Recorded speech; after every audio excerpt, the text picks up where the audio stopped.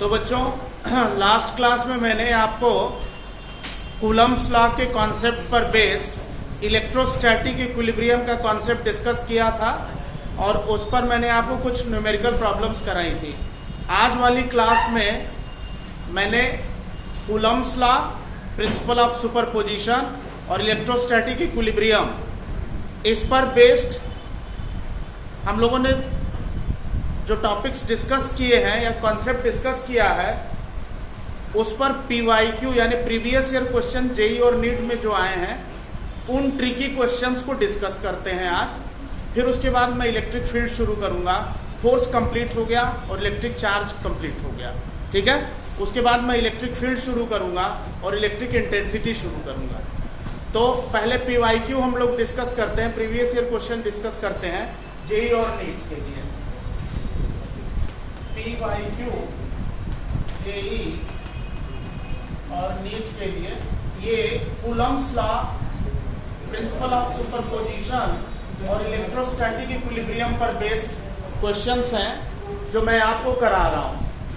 तो पहला जो क्वेश्चन है बेटा, पहला क्वेश्चन इसका है वो जेई का PYQ है, प्रीवियस ईयर क्वेश्चन है जेई का।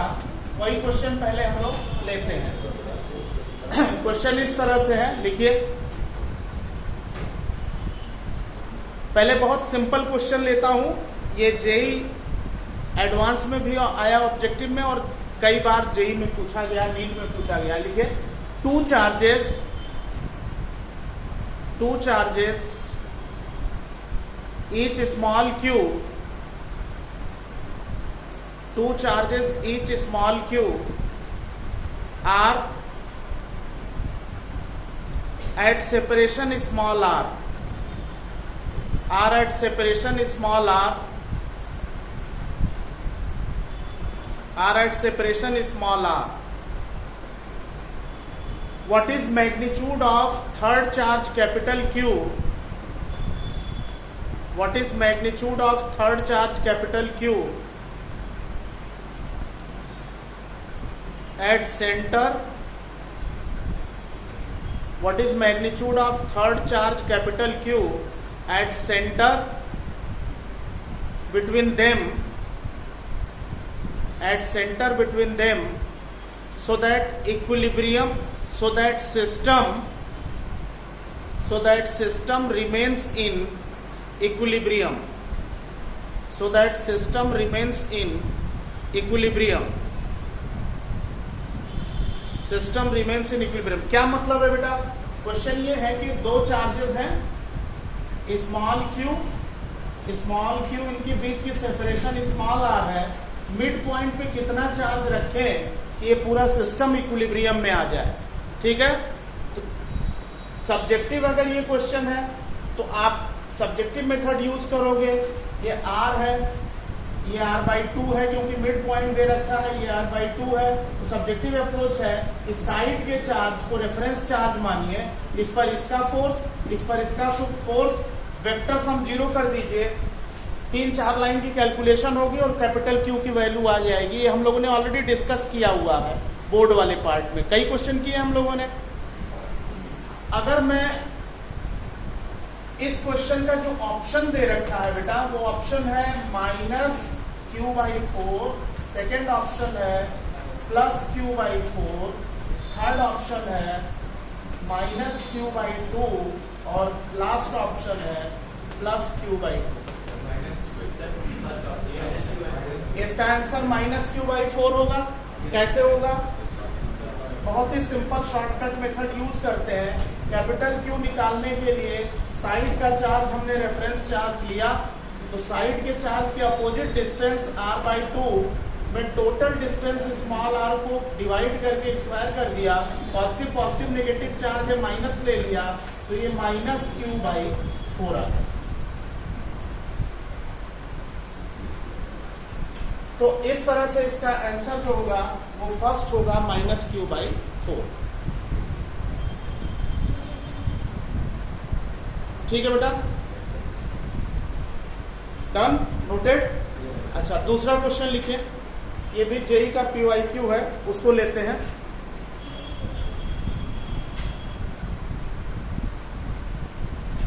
देखिए बेटा, 4 charges each capital Q,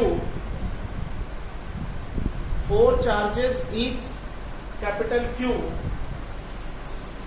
are placed at 4 charges each capital Q are placed at corners of a square, corners of a square of every side 1 meter, of every side 1 meter. What is magnitude of charge small q? What is magnitude of charge small q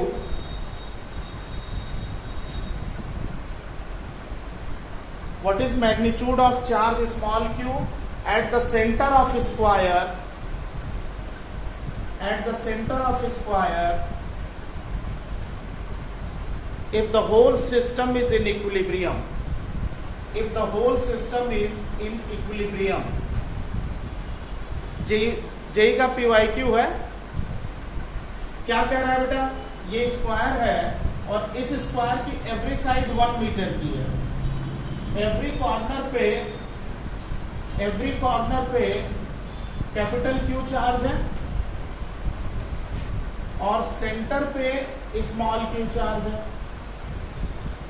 तो small q charge every side अगर 1 metre है, कह रहा है कि what centre पे small q की value कितनी होगी अगर ये सिस्टम इलेक्ट्रोस्टैटिक इक्विलिब्रियम में होगा। सिस्टम के इलेक्ट्रोस्टैटिक इक्विलिब्रियम में होने की कंडीशन ये है कि हर चार्ज पर सेपरेटली फोर्स 0 होगा। सिस्टम के इक्विलिब्रियम की कंडीशन है कि हर चार्ज पर सेपरेटली फोर्स 0 होगा।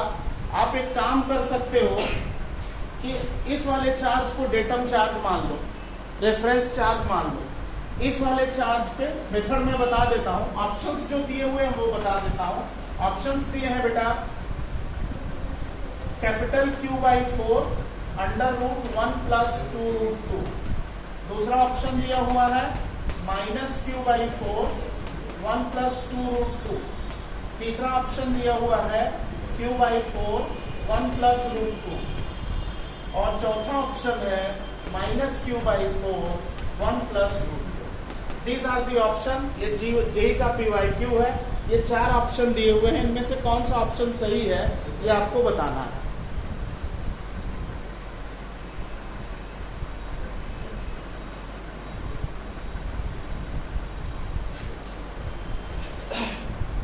देखिए बेटा, कैसे करेंगे ये आप समझ लीजिए।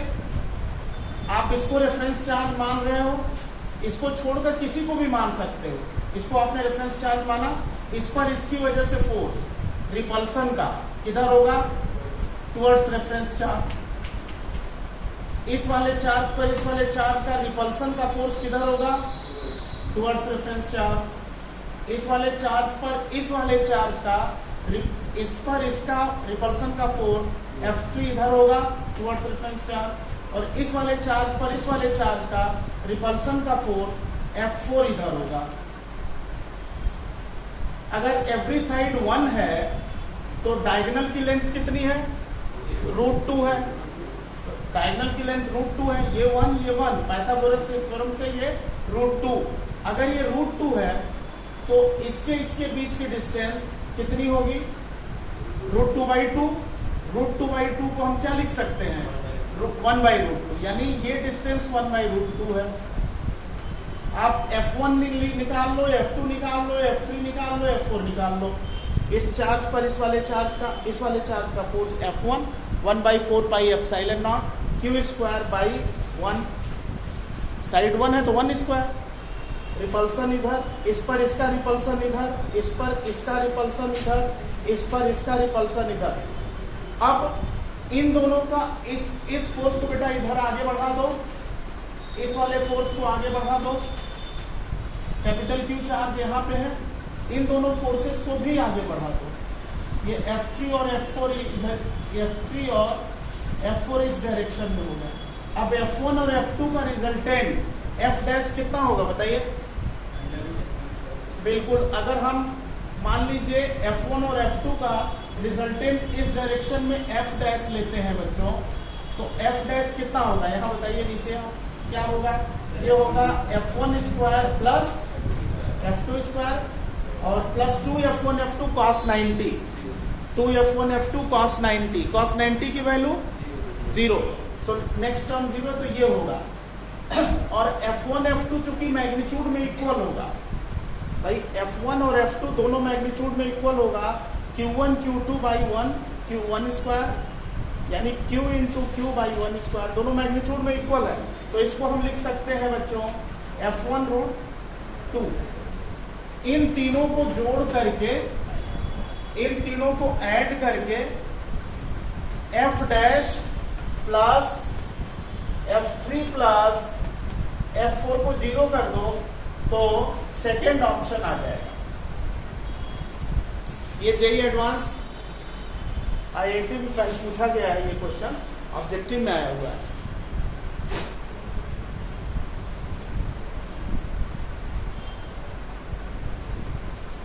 आप नोट कर लो, एक बार और बता देता हूं।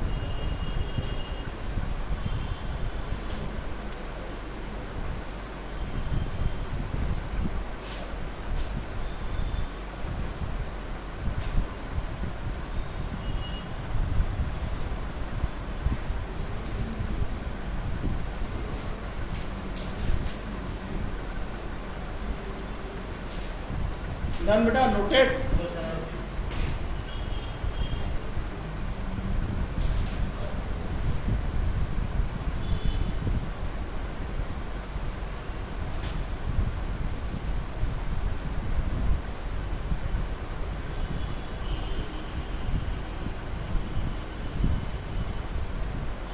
चलिए एक बार और देखिए, ये सिस्टम इक्विलिब्रियम में है, तो सेंटर पे कितना चार्ज स्मॉल क्यू की वैल्यू क्या है, कॉर्नर के इस चार्ज को रेफरेंस चार्ज लिया, इस पर इसका रिपल्सन, इधर इस पर इसका रिपल्सन टुवर्ड्स रेफरेंस चार्ज, इस पर इसका repulsion towards reference charge F3, और इस पर इसका repulsion towards reference charge F4।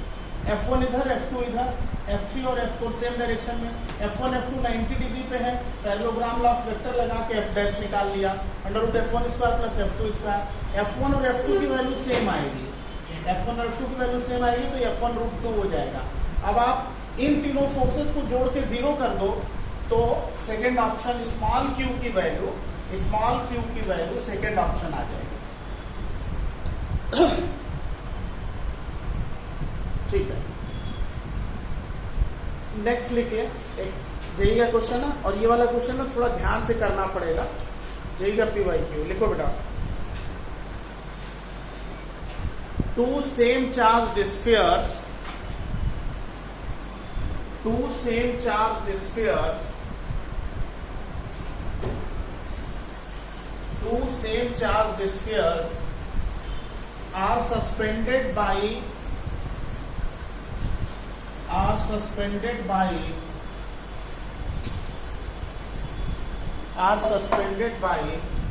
two light strings, suspended by two light strings, each of length small l, each of length small l, two light strings, each of length small l from common point,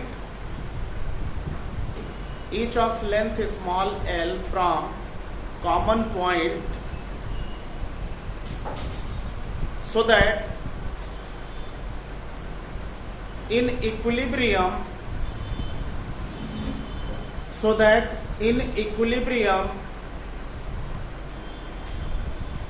angle between strings is 60 degree. Angle between strings is 60 degree. Angle between strings is 60 degree. Full stop. Now these spheres are dipped in liquid. Now these spheres are dipped in liquid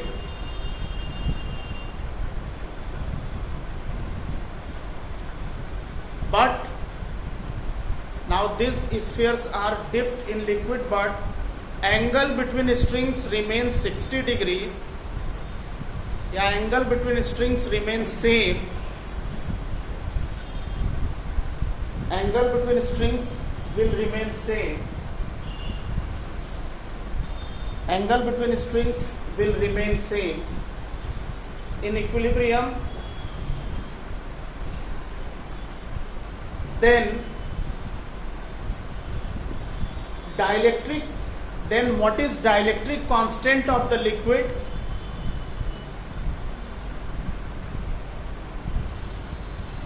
Then what is dielectric constant of the liquid? If density of a sphere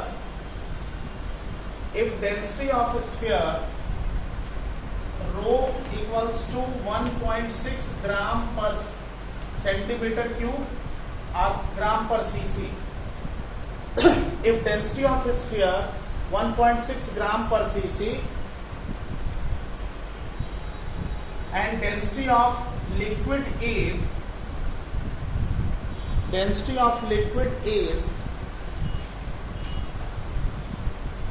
sigma 0.8 gram per cc, 0.8 ग्राम पर cubic centimetre.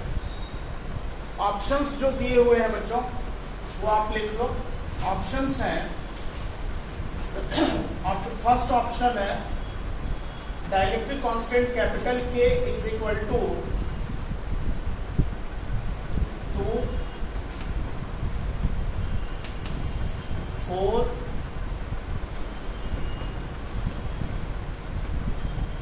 K is equal to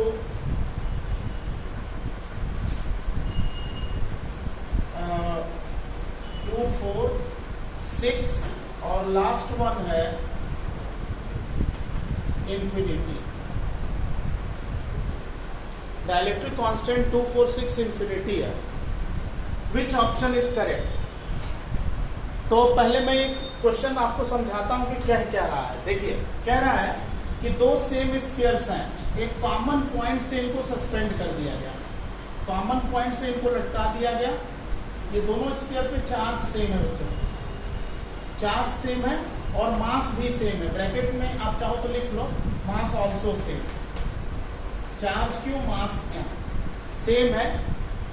दोनों को common point से L length की string से suspend किया।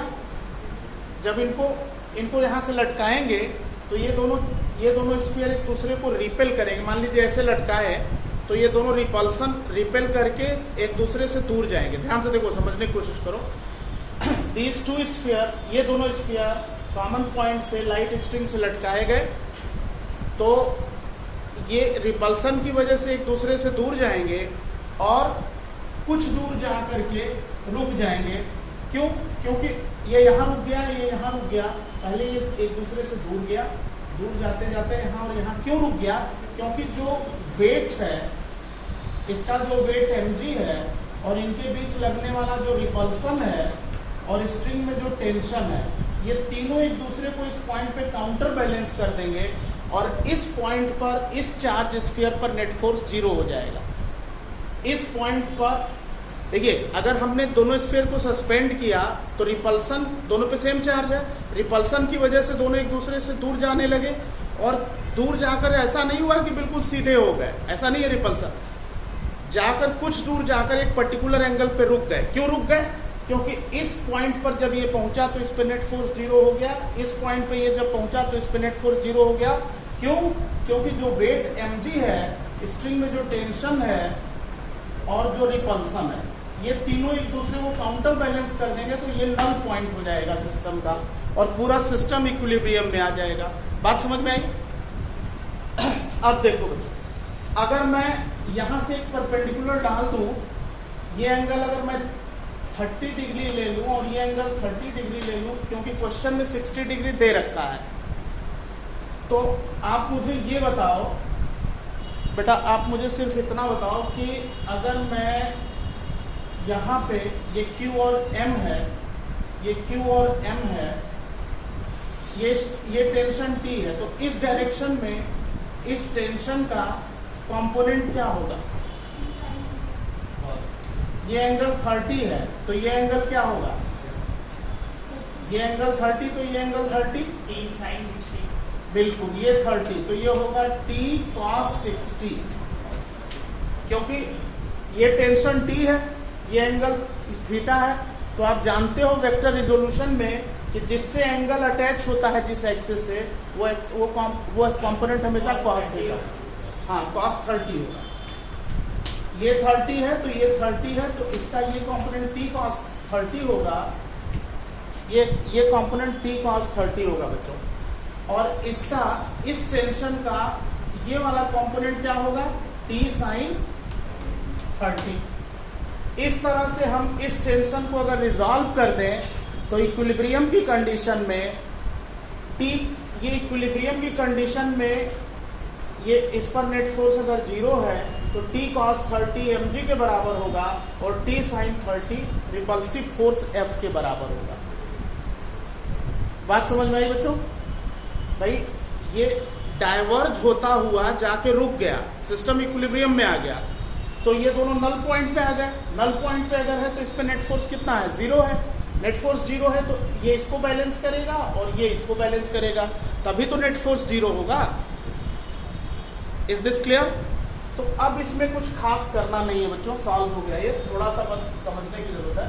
Question तो आपने लिख ही लिया है, अब इसको मैं सॉल्व करता हूं। देखिए जैसा आपने लिखा कि t cos 30 system is in equilibrium, t cos 30 mg, t sin 30 is equal to f। तो यहां से अगर मैं डिवाइड कर दूं, दिस अपॉन दिस कर दूं, तो sin 30 अपॉन cos 30 यानी tan 30 f/mg हो जाएगा बच्चों। ये तो तब है जब लिक्विड के बाहर है सिस्टम, ये सिस्टम लिक्विड के बाहर है तो ये इक्विलिब्रियम की कंडीशन होल्ड कर रही है। tan theta is equal to f/mg, tan theta equals to f/mg। This is the condition for equilibrium in this case. अच्छा, अब कहता है कि अब ये पूरा सिस्टम लिक्विड के अंदर डुबा दिया गया, ये पूरा का पूरा सिस्टम लिक्विड में डिप कर दिया गया, तो वेट कम हो जाएगा। अगर हम इस सिस्टम को लिक्विड में डिप करेंगे तो बॉयंसी लगेगी ना, अब थ्रस्ट लगेगा तो इसका वेट कम हो जाएगा। और क्या कम होगा? इलेक्ट्रिक फोर्स कम हो जाएगा, क्योंकि मीडियम आ जाएगा। और मीडियम का फोर्स कितना होता है?